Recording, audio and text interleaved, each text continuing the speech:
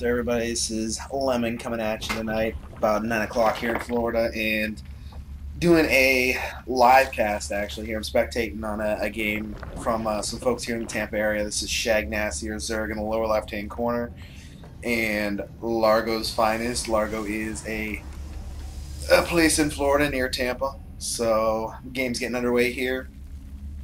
Both players, friends, playing some games, and decided to ask them if I could spectate it on one. And they decided to let me in, so here we go. Let's hope that a couple of rum and cokes won't impair my ability to cast, and let's see how this goes.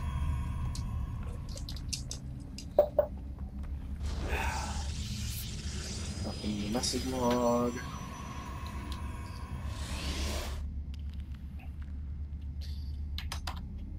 Alrighty. Alright, so Largosfiinest sending a probe down here, coming through the gold to scout into the Zerg base. Zerg is going for a spawning pool first. Got his extractor up pretty early. It means he's going to be getting some Zergling speed pretty much as soon as it comes down. Already has his 100 gas, so as soon as this comes up, he's going to be getting the speed going. And there it goes. And the Protoss building a pylon right in the middle of the minerals. Go ahead and prevent that, and then throwing another pylon up over here. So we are probably going to be seeing a 4-gate. It's going to be a nice little proxy in here for when the Zerg does expand over to here. Take a look up here, see what we got going. Here's the gate. Here's the cybernetic score. It's going to be delayed 4-gate or 3-gate robo, depending on what he goes. And there's the denied hatchery. Depending on what he tries to go, we'll see as it develops. Since he did go for those early 2 pylons down here, it's going to delay the 4-gate if he does go for it. And let's see what our Zerg player goes for here. Here comes 2 Zerglings coming out, and instead of going right for the pylon, he's sending them up to scout. So we might be seeing a 1-base Zerg play here, some kind of all-in strategy. We'll see what he goes for. And now he's taking down the pylon. Let's see if he scouts this one over here. We got a hidden pylon behind the bushes. There's going to be a nasty... he actually can't warp in here without sight, so he'll have to warp in a Zealot, move it through, and then warp in, some Stalkers or whatnot. Not going to be able to warp right in. And I think the Zerglings did get taken out. Let's go ahead and... Units lost. The Protoss lost 1 unit. The Zerg lost 1 unit for 100 resources. And the Protoss. I don't know how that happened. Alright, we do have the 1 Zealot, 1 Stalker. Normally there'll be a little poking going on with that from some Protoss, so we'll see what he does here. Got 2 Zerglings over here scouting this out. Got 2 Zerglings over here. And another 2 here. So he's pretty well spread out. Got some pretty good map vision right now. There's not going to be any surprises coming for him. And here it comes down. 2 more gates. We're reaching the 5-minute mark, 5-minute 30-second mark. So it's going to be a little bit of a late gate. So we'll see how that affects. But, of course, the hatchery didn't come down until just now at the 5-minute mark. So he's not going to be able to really get any spine crawlers in by the time the warp-in is ready. And once that warp-in is ready, it's going to be some trouble for Zerg here. For Shagnasty. I got to cheer for Shagnasty, though, as a Zerg player myself. I'm got a little spot heart for Zerg. The boys. And what we got here is the robot facility. So we are going 3-gate robo, probably expecting roaches. Quicken to layer, to layer. So we'll see what tech he goes once he gets the layer, whether he's going for Hydralisks or Mutalisks. Definitely very delayed on the hatchery. Hopefully it won't hurt him too much. We'll see where it goes. He's waiting on that robotics facility to come in. Protoss is poking out, going to pick off the Zergling here. And probably going to be expanding. If he does expand, it's going to give the Zerg a lot more time to get ready. There's the infestation pick going down. Either he's going to be going for some Infestor Ling play, or he's going to be going right into Hive Tech, trying to get that Ultralisks, maybe, or Broodlords. So we'll see where he goes with that.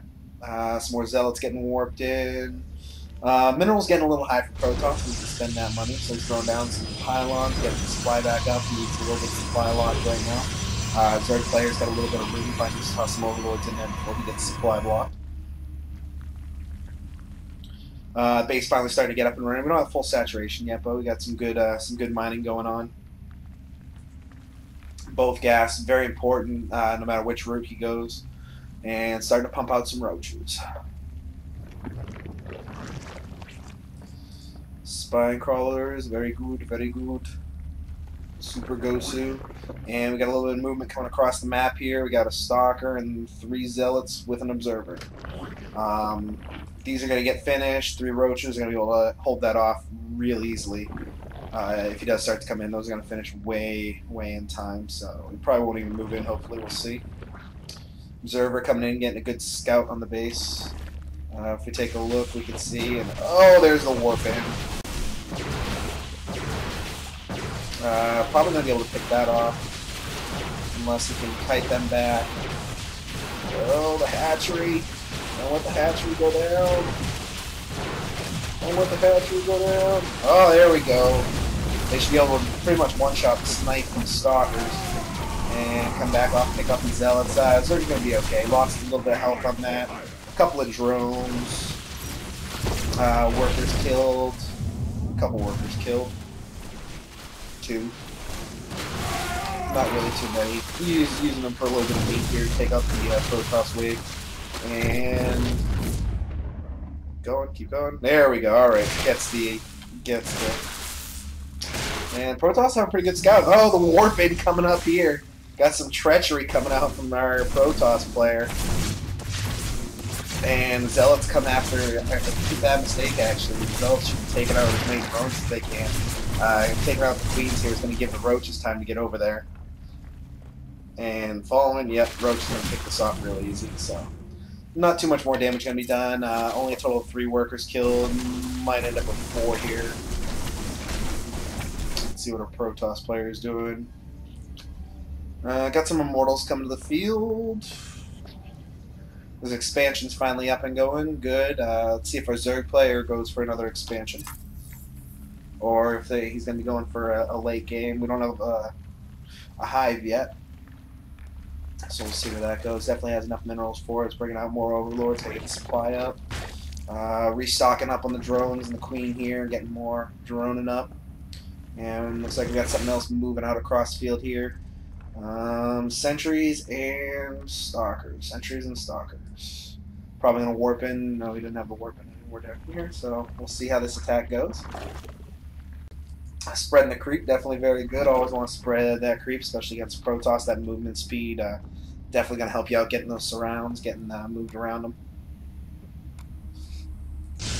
And with the Protoss getting their second base up and running pretty heavily now.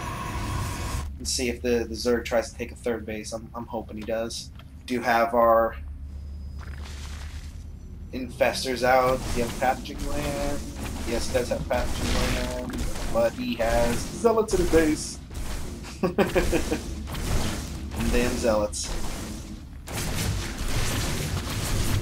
I'm surprised he's not warping in Dark Templar. Like he doesn't have a shrine, obviously, but I would have expected to have some Dark Templar warped in. But pretty good strategy to bring all the Roaches back to the field, and then go ahead and send in an attack to the front. It's probably going to drop this hatchery, dropping down 5, 10, and there goes the hatchery.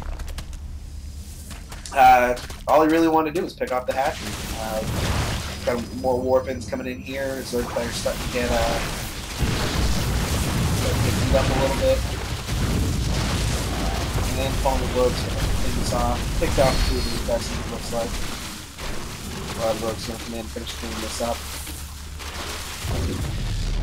Doesn't have blink yet, so the former growth's nice, does some damage, but it's really not max effective against the Stalkers when they don't have blink. Another gateway coming in, another warp gate. There's a full warp in the Stalkers. Forge coming down, gonna start getting some upgrades. Upgrades are always good, and he does end up going Hydralisk. So we are gonna see some Roach Hydra mix coming out, which is a very good mix against Protoss. Hydralisk definitely just tear up Protoss gateway units, and they also do a really good job against Immortals. So we'll see how that goes. There's a nice pump of growth. Gonna drop down the Stalkers. Focus down. Use Immortal. Focus down. Oh no, focus on him. He almost had him. Alright, get out of there. And he's gonna get away with 3 Roaches. And does he see this? Yeah, he sees it. There's really not much he can do about it. And the speed upgrade coming down, Galil or Constitution for our Zerg player for the Roaches for Shagnasty. I got some more Zerglings coming out, a couple of Infestors, so we'll see where Shagnasty goes with this. Going to be some Infestorling. Infestorling. And we got some cannons for protection, but I don't really think he needs the cannons. I think it's kind of a waste of money. He definitely could have done something else with it, but he is a little bit rich right now, so you know, you can throw a couple of cannons out there for some extra protection. There's no real problem with that. Got a probe coming down, probably going to be throwing down a proxy pylon somewhere here. Pretty decent creep spread. He's starting to get to the center of the map, so not bad. Looks like we got some movement coming over here. There's another warp in. And evolution chamber. So he's going to be going for triple upgrades. Triple upgrades on 2 bases is not the recommended dosage. Triple upgrades on 2 bases definitely not the recommended. So you really on 2 bases you don't have enough to support it. So I'd really like to see Shagnasty take a 3rd or a 4th base here. Really at a disadvantage against the Protoss, as you can see with the income. 2-base Protoss definitely very dangerous against 2-base Zerg. So Zerg's going to have to either deal a major blow to the Protoss, which I don't see happening because of the unit count. If you go to the unit count counting station, you see 3 Roaches, 17 Lings, 2 Infestors versus 13 Stalkers, 4 Immortals. It's going to be a very dangerous fight for the Zerg. And Zerg moving out, picking off the proxy pylon. Very good scouting. Still spreading that creep, very good. And spreading that creep, it's going to be a big advantage for him, both site-wise and movement-wise. Some Zealots coming to the field, must have done a warp in. Yeah, there's 5 Zealots now in the field. And that's pretty much a full warp in. He's got 5 gateways right now. And Protoss powering, setting up to take the gold expansion, which is going to put him way ahead. If the Protoss gets this expansion now, if Shagnasty lets Largo get this down, this is going to be game, set, match, folks. Oh man, if Largo gets the gold, it's over. There's not much that Shagnasty can do about it, though. Once these cannons are up, the 5 Zerglings and 9 Roaches probably not going to be able to do much about it. Got all his cannons up and ready, and a decent force ready to move out and defend it, sitting right over here. So he's covered pretty well. He's covered on this side. There's nothing coming out of here. And if Shag comes over here, he's going to be able to come over and put it up to you. Shagnasty really not with enough forces to combat it right now.